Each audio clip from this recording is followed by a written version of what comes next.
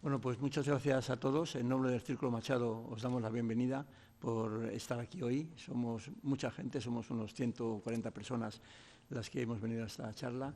Y muchas gracias también a Alfonso Guerra por venir a hablarnos a nosotros hoy. Voy a pasar de entrada, antes de hacer una presentación, voy a pasar la palabra a Bernardo de Sicart, el embajador de España en Luxemburgo. Bernardo. Muchas gracias, Pedro. Muy buenas tardes a todos. Es un gran honor hoy para nosotros tener aquí entre nosotros a Alfonso Guerra, una verdadera referencia en los años más que recientes, en los últimos 50 años en la historia de España. Repito que es un honor. Alfonso, tienes hoy aquí ante ti a una excelente representación de los 7.100 españoles que residen en Luxemburgo. Yo, sin más, no quiero alargarme mucho más. Pedro, cuando tú quieras, yo te...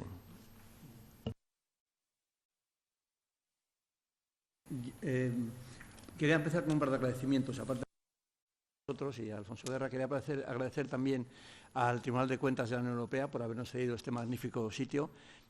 Para esta conferencia era imposible, en los sitios que nosotros normalmente organizamos nuestras conferencias, era imposible que cupiera todo el mundo y muy amablemente nos han ofrecido este sitio. Quiero agradecer especialmente a Eduardo Ruiz, el secretario general del Tribunal de Cuentas de la Unión Europea, y también a Magdalena Cordero, la directora, que es responsable de información, innovación y espacio y entorno de trabajo. También quiero agradecer a la Embajada Española en Luxemburgo por su amabilidad en todo lo que hacemos, no solamente en lo que hacemos hoy, sino en todo lo que organizamos en el Círculo Machado y en otras asociaciones que hay en Luxemburgo. Cualquier cosa que hacemos nosotros, ya sea una caminata del Camino de Santiago, cualquier otra cosa, cualquier charla que damos nosotros, la Embajada está ahí presente, o bien apoyándonos moralmente, o bien dándonos apoyo financiero, o bien, como esta vez, dándonos apoyo logístico, transportando, organizando una comida este mediodía en la Embajada, etcétera. O sea que muchas gracias a la Embajada, como siempre, por todo su apoyo. Y esta es una ocasión un poco extraña, porque el que presenta tiene que presentarse y el presentado no necesita presentación alguna. Entonces me presento, yo soy Pedro Díaz, el presidente del Círculo Cultural Español Antonio Machado, y quien tengo a mi derecha, sabéis quién es Alfonso Guerra, y aunque no necesita presentación, yo voy a decir algunas cosas sobre él antes de darle la palabra. Y quiero resaltar dos aspectos, el aspecto del hombre público, del hombre político, y el aspecto más humano, el aspecto de la persona. Como político, para mí, Alfonso Guerra es una de las personas que ha forjado la historia reciente de España. Es uno de los actores importantes de la España que tenemos ahora. Esta mañana en la Escuela Europea algún chaval decía que qué diferencia entre la España de ahora y la España de Machado. Y pues esta España diferente que hay ahora, uno de los grandes actores de esta España diferente es Alfonso Guerra, o sea que tiene ese gran valor. Militó en la clandestinidad cuando muchos de los que estáis aquí no habíais nacido o éramos muy pequeños. Y desde que dejó la clandestinidad ha sido miembro de la Ejecutiva Federal del PSOE durante 25 años, ha sido vicesecretario general del PSOE del 79 al 97, donde casi unos 18 años, ha sido diputado en Cortes por Sevilla y en el Congreso de Diputados ininterrumpidamente durante 37 años, del año 77 a 2015, el récord absoluto de un diputado en el Congreso de Diputados español, y ha sido presidente del Grupo Parlamentario Socialista del 77 al 82, y de ahí pasó a ser vicepresidente del Gobierno español del año 1982 al año 1991. Luego ha sido también, posteriormente, presidente de la Comisión Constitucional del Congreso de Diputados del 2004 al 2011 y presidente de la Comisión de Presupuestos del 2011 al 2015. Y también presidente de la Fundación Sistema entre 1981 y 2017 y de la Fundación Pablo Iglesias entre 1997 y 2017. Hablando con él estos días que hemos tenido la oportunidad de compartir algunas comidas, yo he sacado la conclusión de todo lo que pasó en España, importante durante los 35 o 40 años últimos, a partir de últimos, o bien ha participado él, o bien tiene una visión de cerca de lo que ha pasado en cualquier cosa. Todo lo que sacamos a relucir, cualquier cuestión, Alfonso Guerra la conocía, podía decirnos, o participé, o sé de alguien que participó y esto ocurrió. O sea que entonces es una experiencia enorme. Pero voy a pasar al aspecto humano de Alfonso Guerra, que también es muy importante. Alfonso Guerra es el hijo de una familia humilde, de una familia trabajadora, tenía 13 hermanos, es ingeniero técnico industrial, es licenciado en Filosofía y Letras y es doctor honoris causa por 2 universidades, la de Uruguay y la de Paraguay y la de Lima. Es profesor de la Escuela Técnica de Arquitectura de Sevilla y de la Universidad Laboral de Sevilla también. Y es presidente de 2 comités de dirección de revistas, una de la revista internacional El Socialismo del Futuro, que se traduce a 11 idiomas, y presidente también del comité de redacción de la revista Temas para el Debate. Pero yo quería resaltar un poco, aparte de todos esos datos que son de currículum bastante objetivos, yo quería resaltar algunas cosas que han surgido durante estos días que hemos estado hablando. Él se forjó a sí mismo buscándose la vida porque era de una familia humilde. Y me contó como una anécdota que cuando tenía 17 o 18 años, pues consiguió la concesión de un cine de estos de verano y la concesión del kiosco, la nevería donde se vendían los refrescos y se vendían las tapas, las cosas para picar y todo eso. Entonces él sacaba dinero teniendo la concesión de aquello y mientras tanto veía películas. Él estaba viendo vendiendo aquello, luego tenía que irse con una bolsa llena de calderilla en el autobús nocturno hasta su casa con miedo de que alguien le robara, pero entre tanto veía películas y así surgió esa gran afición por el cine que él tiene. Ahora mismo es un gran cinéfilo, va al cine 2 veces por semana siempre, en sábados y domingos, y eso viene de ahí. También también él tampoco tenía mucho acceso a la lectura, pero en casa de un compañero había muchos libros. Entonces de ahí surgió esa necesidad de leer con dificultad, no tener el libro en tu casa, en el estante de al lado, y de ahí surgió esa afición por la lectura. De ese tener que luchar para poder leer, surgió esa afición por la lectura que le ha llevado a leer. Ahí conoció, en esa casa de su amigo, conoció a Antonio Machado por primera vez, conoció los escritos de Antonio Machado, y a partir de ahí ha estado leyendo durante mucho tiempo y es ahora mismo un gran lector. Tiene una gran erudición, es experto en Machado, experto en Hernández, experto en Cernuda, en Gil de Viedma, en Cervantes también me enteré que da conferencias sobre Cervantes hoy, amante del cine y de la música y tiene una memoria prodigiosa, eso lo he comprobado, cualquier cosa de la que hables sabe la fecha exacta, eso ocurrió en 1983, esto ocurrió y fueron esas 2 personas las que participaron en ello, de todo, sabe perfectamente lo recuerda todo perfectamente. Quería terminar con 2 detalles. Primero, que en la fiesta nacional primero que él vino aquí el 12 de octubre, que era el día de la fiesta nacional. Ese día tenía una invitación del rey para acudir a la recepción del Palacio Real de la fiesta nacional. Como todos los años, tiene la invitación. Pero la declinó diciendo, no, lo siento, tengo que hablar de Antonio Machado en Luxemburgo. Entonces, bueno, pues es un gran detalle que le agradecemos. Es un joven sevillano que nació en 1940 y que ha tenido hoy un día frenético de acuerdo con su juventud.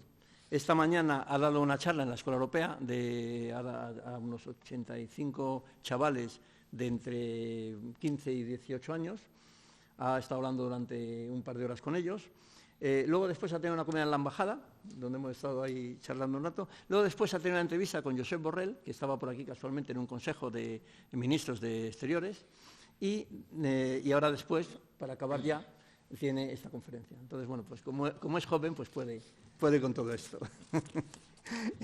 Entonces, de Antonio Machado, pues cuando vimos la posibilidad de poder invitar a Alfonso Guerra a una charla de hablar aquí a Luxemburgo, yo estuve mirando en YouTube algunas conferencias que había dado en algunos sitios. Y me encontré con una que era del año, creo que 2012, sobre Antonio Machado. Y el que le presentó dijo, esta es la conferencia número 100 sobre Antonio Machado que da Alfonso Guerra. Y dije, mira, pues nos interesa mucho que nos hable de Antonio Machado, ya, dado que nosotros somos el Círculo Cultural Español Antonio Machado. Y entonces, luego me confesó el otro día, que tiene 47 modelos diferentes de conferencias de Antonio Machado.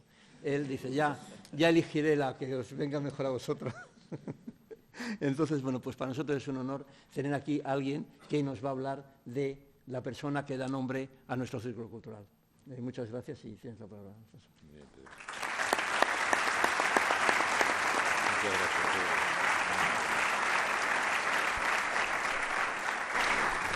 Señoras y señores, queridos amigos, debo comenzar también con unas palabras de gratitud al señor embajador Bernardo de Sicar, a don Eduardo Ruiz, que es el secretario del local en el que estamos, naturalmente a Pedro Díaz Muñoz, que es el responsable de mi estancia aquí, pero también a Miriam García y a mi hijo Alfonso, que fueron los cómplices que me empujaron para que viniera.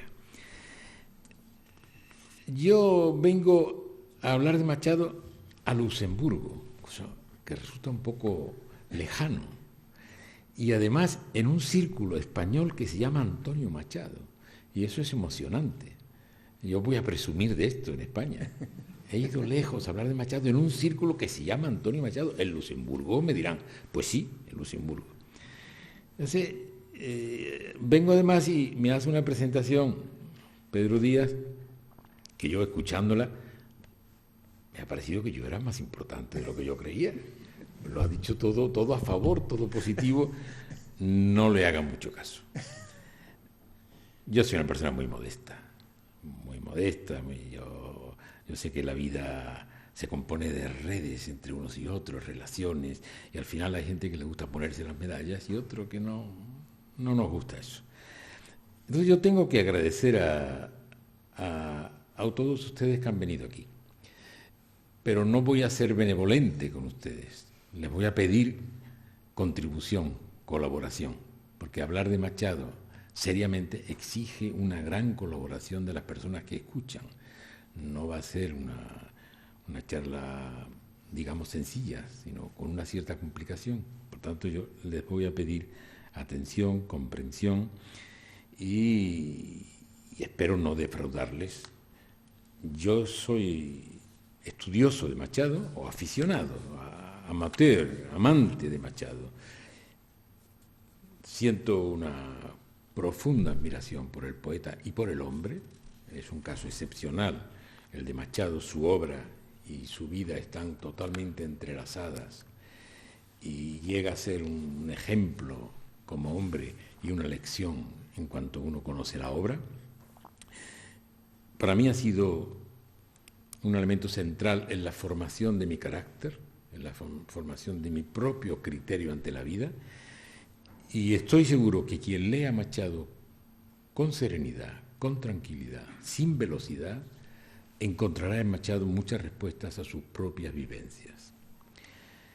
En la penuria de los años oscuros, cuando en España no había libertad, para mí como para tantos otros, el paulatino descubrimiento de la compleja obra de Antonio Machado fue otorgándome una peculiar escuela de aprendizaje. En esa escuela, de la voz del poeta, fui hallando múltiples sentidos a mis interrogantes, pausadas reflexiones, explicaciones poéticas, es decir, creadoras de realidad, porque la poesía es creadora de realidad, no es versitos. La poesía, si es buena, es creadora de una realidad, de una libertad, de una esperanza de uno mismo, en medio de entonces de una realidad muy poco libre y un tanto desesperanzadora. Creía y sigo creyendo sinceramente en el papel que Mairena, como saben, es un poeta apócrifo que crea Antonio Machado, creó más de una veintena de apócrifos, en el papel que Mairena otorga a sus discípulos. Yo me considero discípulo a sus lectores, yo soy lector, a cualquier otro que se adentre en su obra. Y decía Mairena, ayudadme a comprender lo que os digo y os lo explicaré más despacio. Nosotros tenemos que ayudar a Machado para que nos explique más despacio las cosas que nos dice. Y esa es precisamente la labor para comprender a Machado, dejarle explicármelo más despacio, darle el tiempo necesario, aprendiendo que la mayor grandeza de Machado es realizar lo que tan pocos poetas son capaces de hacer, crear tanto y tan bien una realidad poética que ella misma se entrega abierta para que el propio lector poetice, para que seamos nosotros los poetas al leer los poemas de Machado, para que nosotros, el lector, cree a partir de la obra su realidad, su destino, su libertad. Y es que toda la creación de Antonio Machado es de una enorme pureza y transparencia, pero hay que andar a través de ella con sumo cuidado, porque es de una sencillez esquiva y en cualquier caso exige de la participación del lector. Como señala Mairena, da doble luz a su verso, para leído de frente y al sesgo. El poema hay que leerlo en ambas direcciones, de frente y al sesgo, porque hay que recurrir en Machado a la mirada al sesgo, a la ironía, a ese humor machadiano profundo, paradójico, de múltiples prolongaciones que se entrecruzan con su melancolía, su sentir y pensar la ausencia, con su piedad, con su amor. Pues lo que con su humor realiza Machado es un adentrarse cada vez más en una visión del mundo llena de contrastes, a la que se vuelve constantemente lo uno en lo otro. Visión del mundo en el que lo que consideramos real se pone del revés, para ir encontrando verdades veladas, ocultas, deformadas por los prejuicios. El humor de Machado relativiza siempre las aspiraciones absolutas, desenmascara con la duda, con el apego al sentir de la fluencia del tiempo, con la constante interrogación ante el mundo exterior y ante el propio yo. Pero eso, más allá de los tópicos y de las expresiones comunes tan al uso acerca de Machado, más allá de la trivialización de unos pocos poemas del autor, a mí me parece importante recuperar, no solo para los eruditos, sino para todos, una visión más completa de su obra, que no por ser esencialmente comunicativa y abierta, deja de ser por ello menos compleja y honda. Y es que la exigente búsqueda humana de Antonio Machado se fue dando en una pluralidad de mundos en los que han ido confluyendo sus interrogantes estéticos, por un lado, y a la par sus preocupaciones éticas y políticas. Quiero recorrer con ustedes, aun con brevedad, lo que he ido vivenciando del Machado poeta, del meditador, del pensador, de sus apócrifos, del Machado que desde sus prontas y permanentes vinculaciones con la institución libre de enseñanza y los movimientos 98ista y regeneracionista, avanza a posiciones más abiertas, más auténticamente populares, del Machado, que fue en su obra y en su vida todo un testimonio moral, de buena hombría y de ciudadanía. Y todas esas vertientes o manifestaciones de Antonio Machado me parecen, las he vivenciado así, como hilos que configuran un solo ovillo, estaciones de una única vida, tan auténtica que tuvo la capacidad de, a través de la palabra, hacerse poesía, ir reconstruyendo y creando una identidad que en la forma en que lo hizo nos atañe a todos nos ofrece la posibilidad de ir encontrando en su poesía, en su bien nombrar, en su bien rehacer el mundo, nuestro propio itinerario, nuestra historia, la reconstrucción de nuestros temores, nuestros sueños, nuestras esperanzas, nuestros de nuestro pueblo. Y todo esto es lo que creo configura a don Antonio Machado como gran poeta, gran creador, ese otorgar en verso o en prosa la más íntima depuración de su sentir, de su vivir pleno, de su pensar inserto siempre en su tiempo, como testimonio histórico, buscando razones y buscándolas como hace todo gran poeta en lo más entrañado, y poniendo también la razón al servicio de lo más íntimo, de lo más escondido, de lo más abandonado y dejado al margen. En definitiva, buscando su identidad siempre a través de lo que configura a todo yo, en el tú, en lo otro, en el nosotros. Así dirá Machado, no es el yo fundamental, eso que busca el poeta, sino el tú esencial. Creo que este recorrido por la entraña colectiva es elemento sustancial de la plural escritura de Machado. Para él, sin el tú, lo otro, el prójimo, la colectividad, el pueblo, no tiene sentido la obra literaria, por no tener arraigo, por no tener fruto. Sería pura cucaña todo lo embellecida que se quiera, pero poste al fin sin raíces, ni ramas, ni frutos. Por eso en su obra yo diría que se da una esencial relación dialéctica entre la soledad y el mundo exterior. El paisaje, los hombres, la comunidad en que éstos hallan su savia, su sueño y los propios motivos para despertar. Y es en esa relación dialéctica en la que cobra pleno sentido dos elementos esenciales del poetizar de Antonio Machado: su intimidad y su mismo afán de que esa intimidad sea comunicable, valedera para otros, la intencionalidad de que la poesía sirva para cantar en coro o no sirva para nada, no sea sino una futilidad narcisista. Poned atención, un corazón solitario no es un corazón, nos dice Machado en cuanto al sentimiento, y añade en el dominio de la razón: en mi soledad he visto cosas muy claras que no son verdad. Y es que las imágenes, los conceptos, los sonidos no son nada por sí mismos, de nada valen en poesía cuando no expresan hondos estados de conciencia. Frente a cierto estereotipo de Machado solitario, hay que matizar y sopesar, pues lejos de suponer ningún solipsismo, abundan en la necesidad del diálogo, en la sentimentalidad compartida, base de cualquier creación auténtica, no solo poética en sentido estricto, sino humana en general. Y este es el sentido que en Machado tiene la verdad, en cuanto que la ve como producto de una búsqueda colectiva, contraria a cualquier dogmatismo, sustento de una auténtica tolerancia. Pretendo pasear con ustedes por la vida y la obra de Antonio Machado, comentar, describir las tres heridas del poeta, como hiciera exclamar a otro grande, a Miguel Hernández: con tres heridas vengo, con tres heridas yo, la de la vida, la de la muerte, la del amor. Machado siente las tres heridas en los tres destierros del poeta.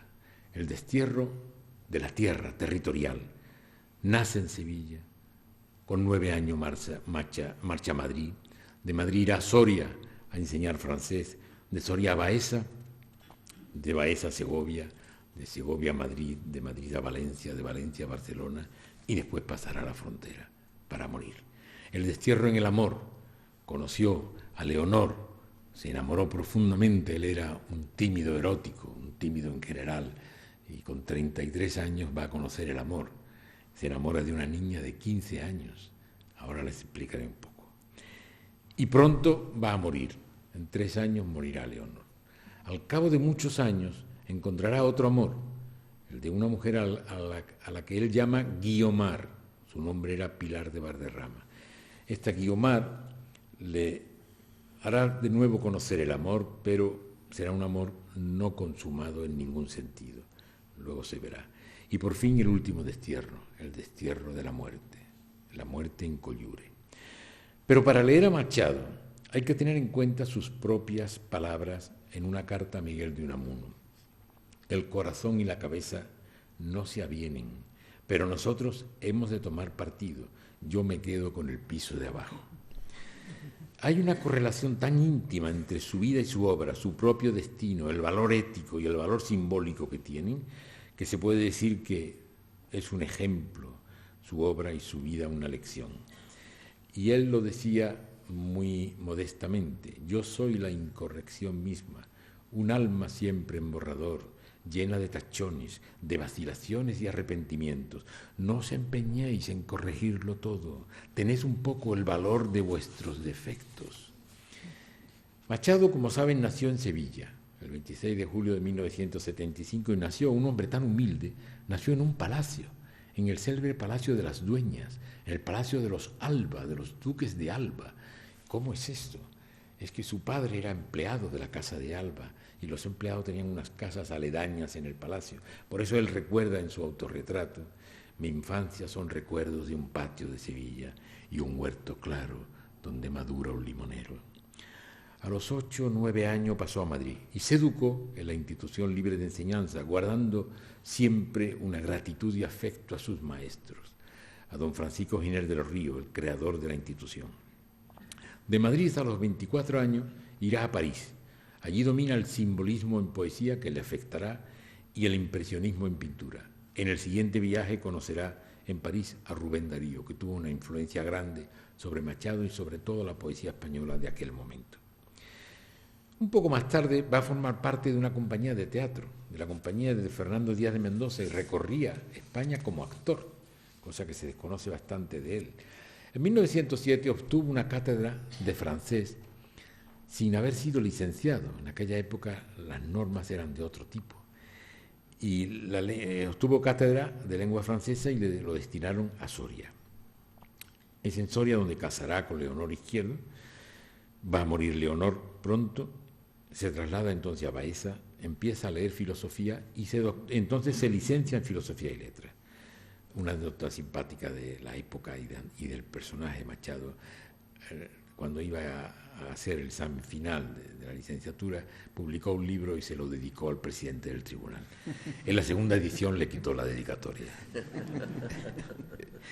Se trasladará a Baeza, como digo, donde se licencia, y luego se traslada de nuevo a Segovia, alternando su tiempo entre Segovia y Madrid.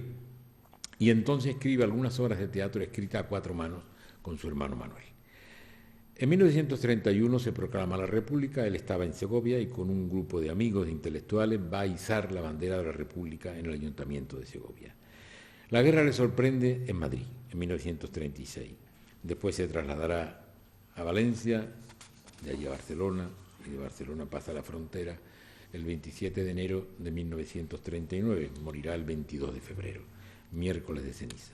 2 días después morirá su madre, que es enterrada, muchas gracias, que es enterrada junto a su hijo. En el cementerio del pueblecito de Collúrio nunca faltan flores en la tumba de Antonio Machado. Uno de los actos más emocionantes que puede uno tener en la vida es visitar ese cementerio, pero por favor no lo hagan en verano, que es un pueblo con playa y en verano no tiene nada que ver con la melancolía de la tumba de Antonio Machado. Machado comenzó siendo un lírico intimista. Su obra Soledades lo deja bien claro. Pero bien pronto él quiso asomarse a las cosas, a las tierras y a las gentes, parte de Campos de Castilla.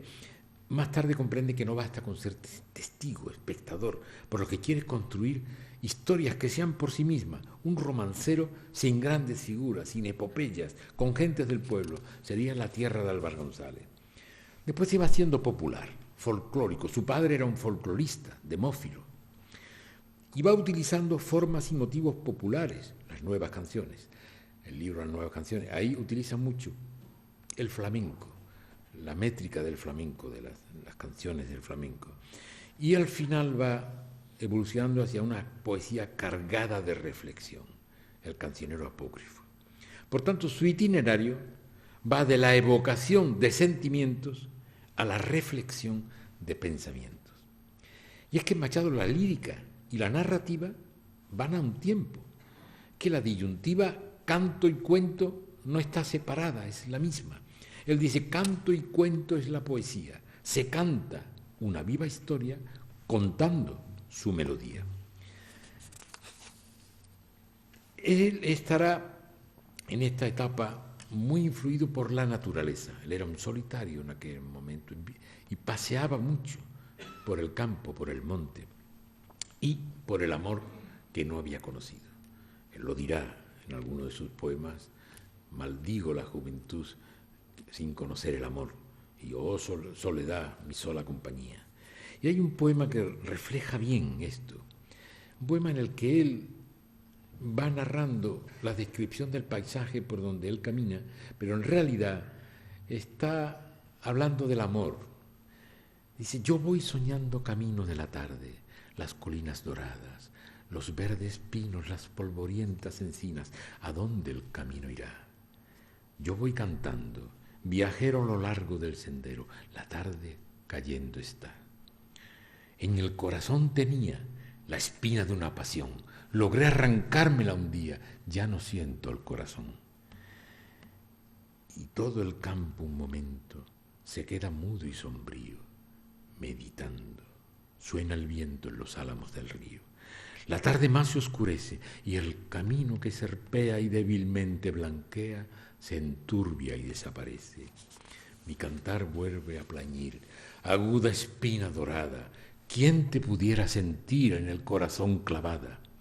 En realidad está reflejando un viejo tema de la poesía española. Ya en el siglo XV, Juan de la Encina había escrito: mejor es sufrir pasión y dolores que estar sin amores.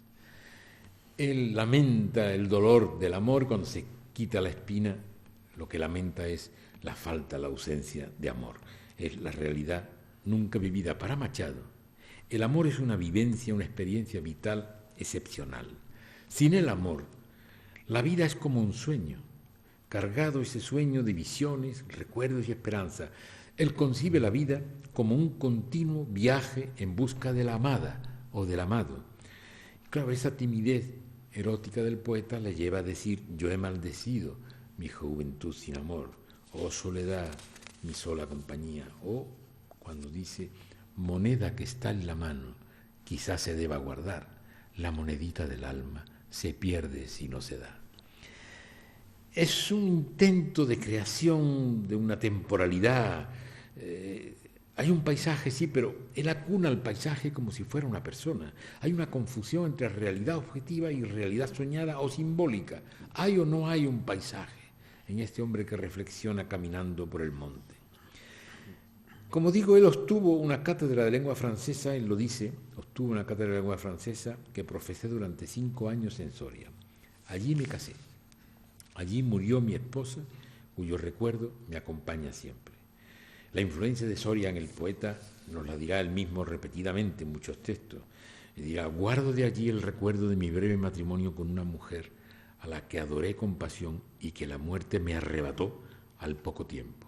Y viví y sentí aquel ambiente con toda intensidad.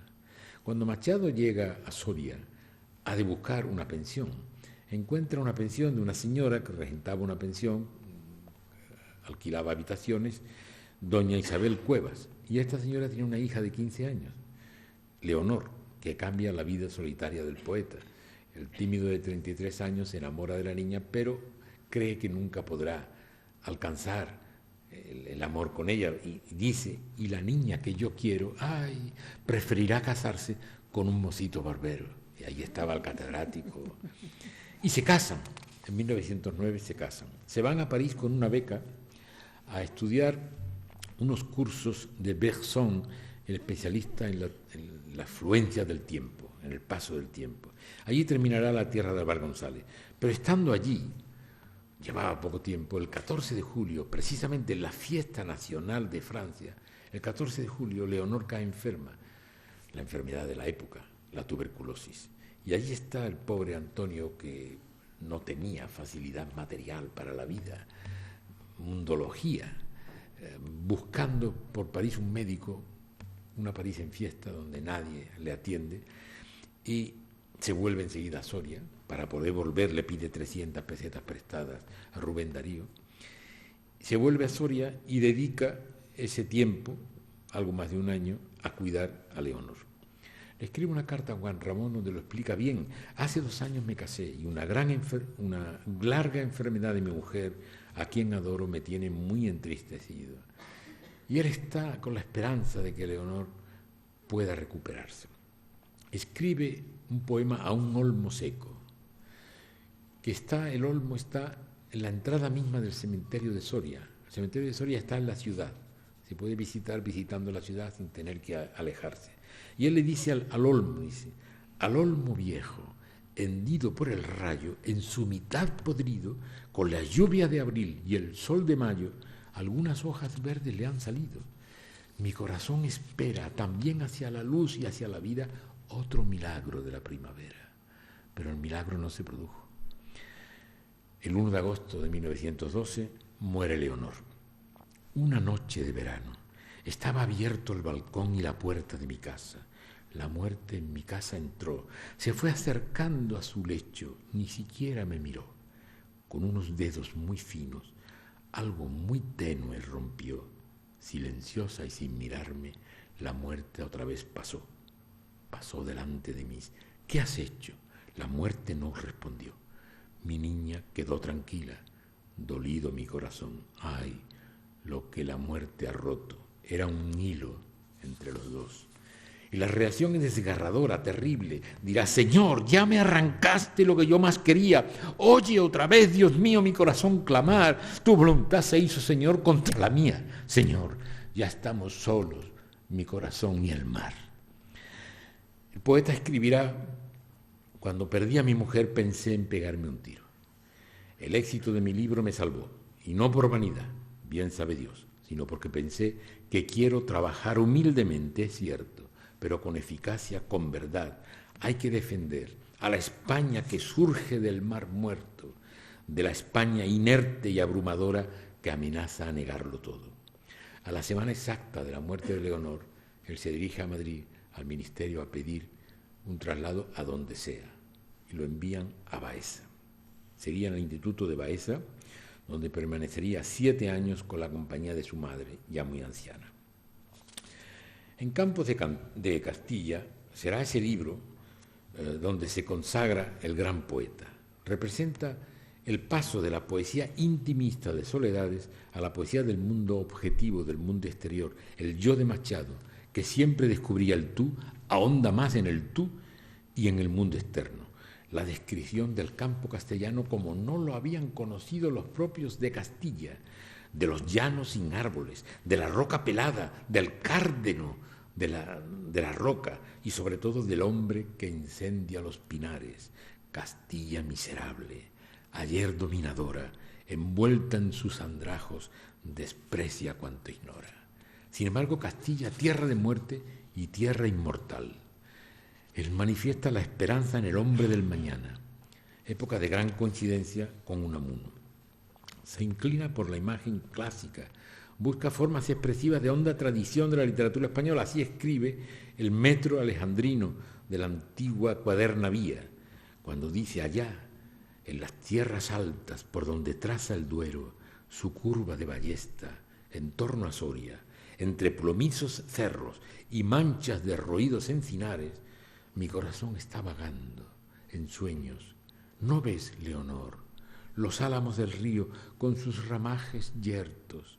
Mira el Moncayo azul y blanco, dame tu mano y paseemos por estos campos de la tierra mía, bordados de olivares polvorientos. Voy caminando solo, triste, cansado, pensativo y viejo. Él nos ha escrito primero con ella paseando por Soria, pero en realidad está en Baeza, está entre los olivos, polvoriento, está caminando solo, viejo, cansado, en Baeza, en un pueblo húmedo y frío, entre destartalado y sombrío, entre andaluz y manchego. Él describe el aburrimiento de aquel pueblo de Jaén en el poema de un día, tic-tac, ya pasó un día como otro día, dice la monotonía del reloj. Las conversaciones del casino provinciano, de la rebotica, el tiempo, las cosechas, las lluvias. ¿Vendrán los conservadores? No, vendrán los liberales. Y él dando clase en el instituto, siempre fumando, con muy poco cuidado de su vestimenta. Él habla del torpe aliño indumentario que él llevaba, siempre con la solapa llena de la ceniza del cigarro. Los alumnos no le llamaban don Antonio Machado, sino don Antonio Manchado, por la apariencia que tenía. Y allí no olvida a Leonor ni a Soria. Y escribe un poema maravilloso que es una carta. Escribe una carta a un amigo de Soria, a José María Palacio. Una silva romance.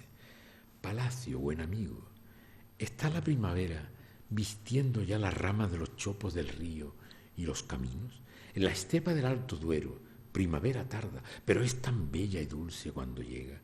Tienen los viejos olmos algunas hojas nuevas. Por esos campanarios ya habrán ido llegando las cigüeñas. Habrá trigales verdes y mulas pardas en las sementeras y labriegos que siembran los tardíos con las lluvias de abril. Ya las abejas libarán del tomillo y el romero. Hay ciruelos en flor, quedan violetas. Furtivos cazadores, los reclamos de la perdiz bajo las capas luengas no faltarán. Palacio, buen amigo, tienen ya ruiseñores las riberas.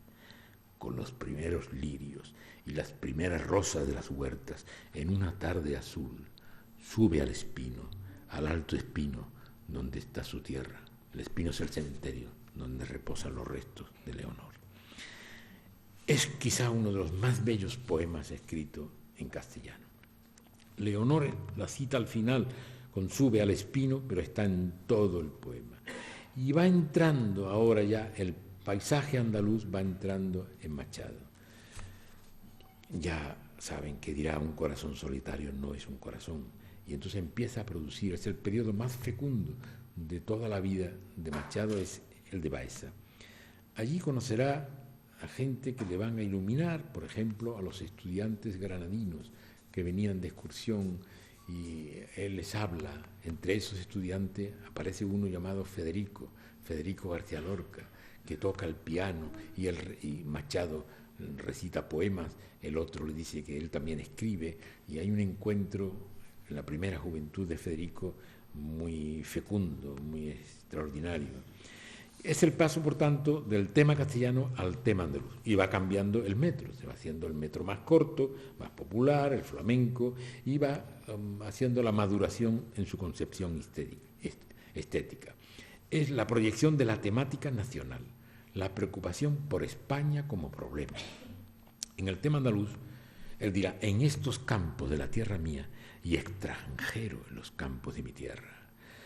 Va pasando de lo que eran olmos, chopos y álamos a los olivos y los encinares, y se va ocupando del hombre del pasado en la Andalucía provinciana. En realidad habla de España, pero es lo que él conoce en la provincia de Jaén, el poema famoso del pasado efímero, y va también a describir el ocaso de la clase dirigente aristocrática, sobre todo en su famoso poema de Don Guido, el llanto por las virtudes y copla de la muerte de Don Guido, hecho a la manera de lo que Manrique hizo de su padre, el llanto por la muerte de su padre, Don Rodrigo. Pues él lo hace de un aristócrata llamado Don Guido. Dice: murió Don Guido, un señor de mozo muy jaranero, muy galán y algo torero, de viejo gran rezador.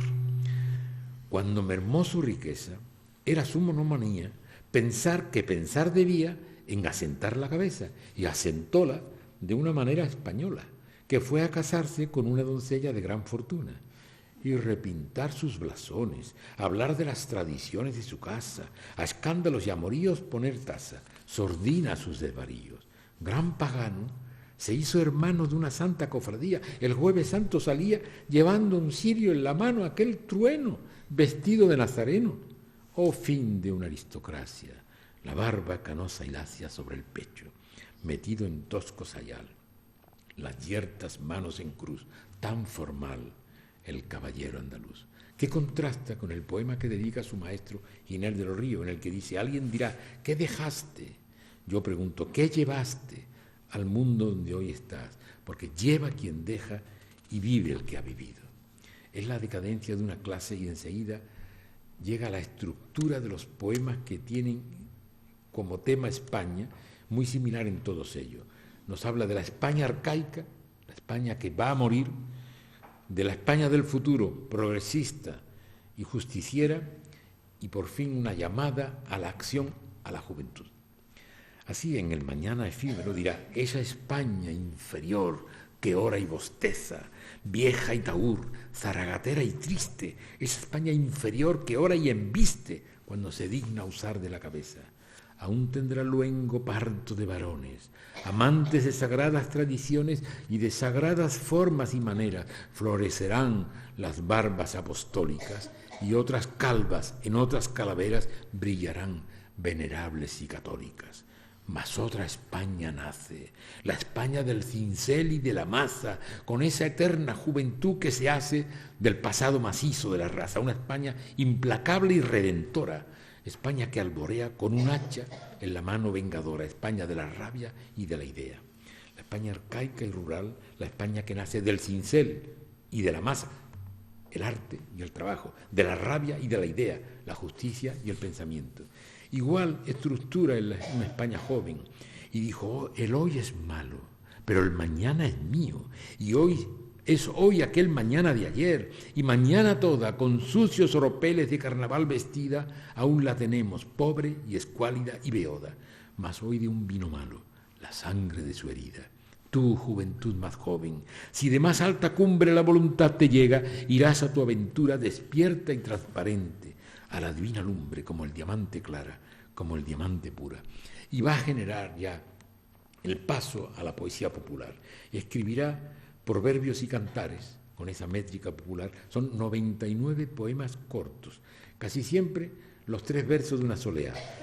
En muchos se trata del otro, nuestro complementario, y también los hay prosaicos, enigmáticos, filosóficos y a veces con notas de humor.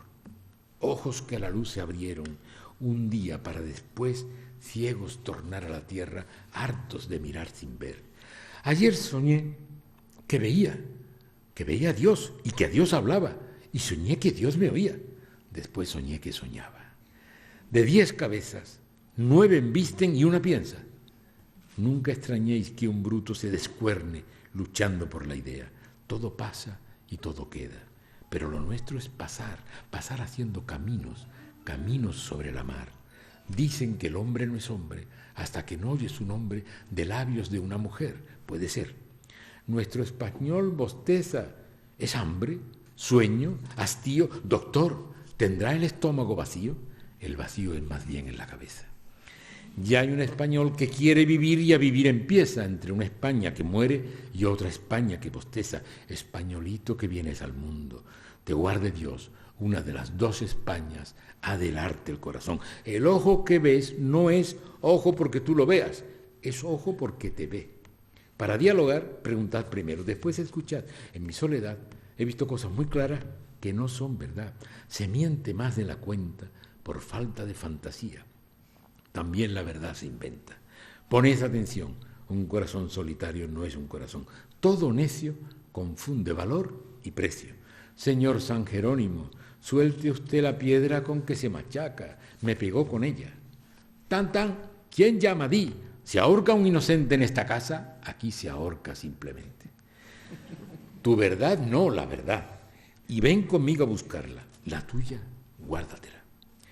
Por fin, en las nuevas canciones y en el cancionero apócrifo, Machado entra en un periodo oscuro con dramatización del personaje Machado.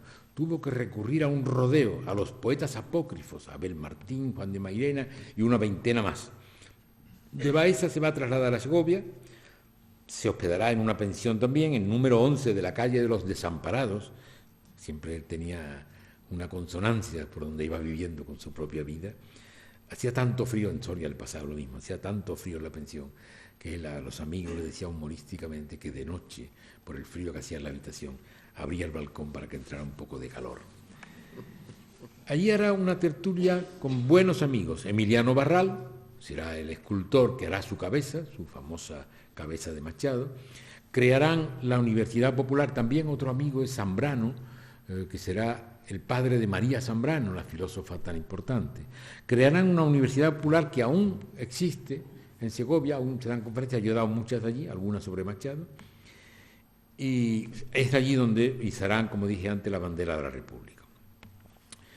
Aparece, al paso del poeta aparece un amor, el Guiomar, Pilar de Valderrama, una mujer casada con un militar que había tenido una grave tragedia en su familia, porque el militar había dejado embarazada a una criada y la criada se tiró por el balcón, se suicidó y se creó en la familia una situación muy difícil. Ella encuentra al poeta, lo busca también, lo busca, va a verlo a Segovia, a la pensión, porque ella ha escrito un libro de poesía y quiere que él le haga una crítica favorable. Pretendía favorecerse un poco a través de Antonio Machado y él hará la crítica. Y fue conquistado sin pretenderlo, era un amor irreal. Él escribió por otra razón, porque lo hacen académico de la lengua que nunca dio el discurso de ingreso, y por esta razón escribe una frase que viene muy bien al amor de Guiomar. Dice, es que en verdad lo que ya no está en el campo de nuestras esperanzas, si por azar nos aparece, no logra convencernos de su realidad. Por eso digo, fue un amor irreal.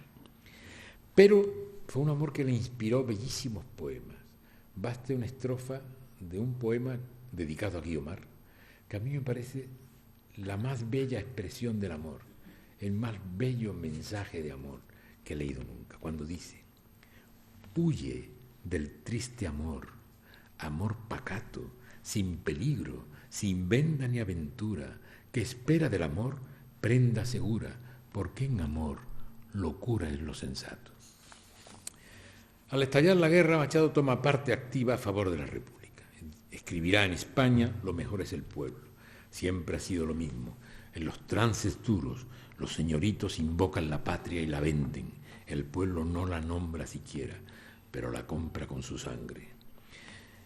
Cuando las tropas rebeldes del general Franco rodean Madrid y lo bombardean, el gobierno de la República decide trasladarse a Valencia y pretende que algunas grandes personalidades, después de lo que ha pasado con el asesinato de Federico García Lorca, se desplacen con el gobierno también a Valencia. Machado no está por la labor. Entonces van a convencerlo dos poetas, Rafael Alberti y León Felipe. Le dicen que tiene que irse, él dice: no, yo ya mis piernas no resisten, pero yo lo único que tengo son los brazos, lo entrego al servicio de la República, pero yo me quedo. Le insisten y él, para lograr excusarse, les dice: no, es que yo tengo a mi madre conmigo, si yo me voy, ¿cómo voy a dejar a mi madre? Y los poetas le dicen: no se preocupe, llevamos a su madre también. Pero es que está conmigo mi hermano José, ¿cómo puedo dejar a mi hermano? No se preocupe, José también, pero es que José está con su esposa Matea, la esposa también, es que tienen 2 niñas, ¿qué hacemos con las niñas? Que vengan las niñas, total, que van en un camión militar arriba del camión, como si fueran ganado, y llegan a Tarancón y hay una parada porque el camión se estropea y duermen en el suelo de una casa, en fin, todo una cosa bastante terrible. Sus piernas ya no resisten bien y lo dejan en Valencia, en un pueblo que se llama Rocafort, en una casita que se llamaba Villamparo, y allí va a permanecer durante un tiempo. Es allí donde va a escribir el aniversario, el manifiesto de la República por el aniversario del levantamiento del 18 de julio del 36. En el año 37 es a él a quien le encargan el manifiesto. Ese manifiesto está publicado en los libros, se conoce, pero al año siguiente le encargan de nuevo, la República le encarga, el gobierno de la República le encarga de nuevo el manifiesto del segundo aniversario. Este documento no ha sido publicado en ninguna parte. Si tienen tiempo y deseo, una de las cosas que podemos hacer después es leer el manifiesto, que es absolutamente desconocido. Después se ve obligado, porque las tropas rebeldes van avanzando, a marchar a Barcelona, y en Barcelona, en una ambulancia, lo llevan hacia la frontera francesa. Pero las carreteras están inundadas de muchedumbres, no se puede caminar, aún menos con una ambulancia, en un invierno muy frío, de los más fríos de aquella época, nevando. Entonces tienen que dejar la ambulancia y continuar caminando. Su madre tiene 84 años, está muy débil, y él está muy débil también, que tiene 64, y van como pueden caminando hacia la frontera. Han dejado la ambulancia, pero no las maletas, y llevan el peso de las maletas, ya no pueden más y dejan las maletas. En una de las maletas él llevaba muchos textos no publicados, inéditos, entre ellos la segunda parte de los complementarios. Les aseguro que yo he buscado esa maleta por todo lo que va de Barcelona hasta la frontera, en todas partes donde la he hecho paradas, y no ha sido posible. Algún día tengo esperanza que se encuentre y encontremos los inéditos del poeta. Pasan la frontera, Navarro Tomás, el filólogo, le dice al gendarme: este hombre en España es como Paul Valéry en Francia, y entonces que pasen. Pasan enseguida, no tienen dónde ir, se refugian en un vagón de ferrocarril que está en Villamuerta. Al día siguiente se montan un tren que les va a llevar al pueblo cercano, muy cercano, el pueblo de Collioure. Cuando llegan, es una tarde de lluvia, a las 5:30 de la tarde, un día de lluvia. A la madre la llevan en brazo porque no puede caminar, y hay una señora con una tienda de tejido, una pequeñita tienda de tejido, Madame Figueras, que se apiada de ellos, les ve en tan mala situación y les ofrece una silla dentro de la tienda y les trae un tazón de caldo a cada uno para que se entonen. Entonces ellos primero preguntan si podría vender el reloj, porque no tengo ni un céntimo. Entonces le dicen que, bueno, buscarán y le preguntan, ¿y dónde podemos alojarnos? Hay una pensión. Le dicen, mira, allí enfrente exactamente hay una pensión. Se llama Hotel Buñol Quintana, pero es una pensión realmente. Pero tienen que atravesar este riachuelo, no estaban en condiciones y hay que llevarla de nuevo en brazos para atravesar. Y allí se hospedan en el hotel, muy modestamente, y en el hotel hay un empleado de ferrocarriles que está alojado en el hotel y por curiosidad ha visto llegar a estas personas mayores, y entonces mira el libro de registro y ve a Antonio Machado y le suena a Antonio Machado. Yo he leído algo de Antonio Machado, y va a verlo y le pregunta, ¿usted es el poeta? Sí, sí. Entonces Jack Bale, un hombre con el que yo he conversado mucho, como con Madame Figueras antes de su muerte, pues Jack Bale le facilita libros para los días que va a estar allí en Collioure, muy pocos días, va a morir el día 22 de febrero. Entonces, el poeta ya había dicho antes de pasar la frontera, cuando pienso en un posible destierro, en otra tierra que no sea esta atormentada tierra de España, mi corazón se turba y se conturba de pesadumbre. Tengo la certeza de que el extranjero significaría para mí la muerte. Han ido camino del exilio, de la muerte, del mar. ¿Cuántos años se le han cumplido ya a don Antonio desde que prorrumpió en aquel lamento por la muerte de Leonor? Señor, ya estamos solos, mi corazón y el mar, camino del mar, en medio de la doliente multitud, menos masa que nunca, más dignamente hombres que nunca, en medio del despojo, de la derrota, del más cruel dolor, ha de sentir Antonio Machado esa fría respuesta de la nada, el cumplimiento de su mito de la tierra de Alvar González. Ellos mismos, los que huían, eran ya la sombra errante de la sombra de Caín. El poeta, cuenta Waldo Frank, casi inválido en el seno del cuerpo doloroso de su pueblo, sostenido por su madre, y a su vez Corpus Vargas relata que en llegando ya a Collioure, un amigo hubo de llevar a su madre en brazos mientras la viejecita iba diciendo, llegaremos pronto a Sevilla. Y sí, iban a llegar enseguida a Sevilla y al mar, pues allí en Collioure hay un punto del arder del pensar de Antonio Machado que parece devolvernos íntegra la gran sombra florecida que es su poesía. Y ese punto clave ha sido siempre para mí su último verso, encontrado después de su muerte en uno de los bolsillos del gabán del poeta. Estos días azules y este sol de la infancia. La agonía del poeta se produce en la misma habitación que agoniza su madre. Muere el poeta y a los 2 días morirá la madre.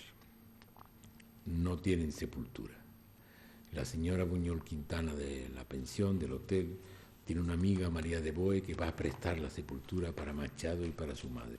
Más tarde los amigos de Antonio Machado organizan una donación para adquirir una sepultura para Machado y dan mucha gente dinero, entre ellos grandes escritores como Albert Camus, y lo entierran por fin en su propia sepultura.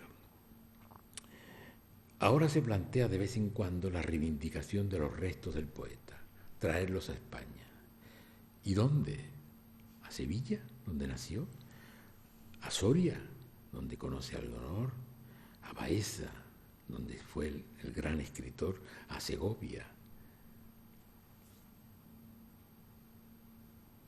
En cada uno de estos sitios, la tumba de Machado sería la tumba de un poeta. En Collioure es la tumba de un poeta y es la imagen de un pueblo doliente que ha tenido que huir por la persecución por las ideas.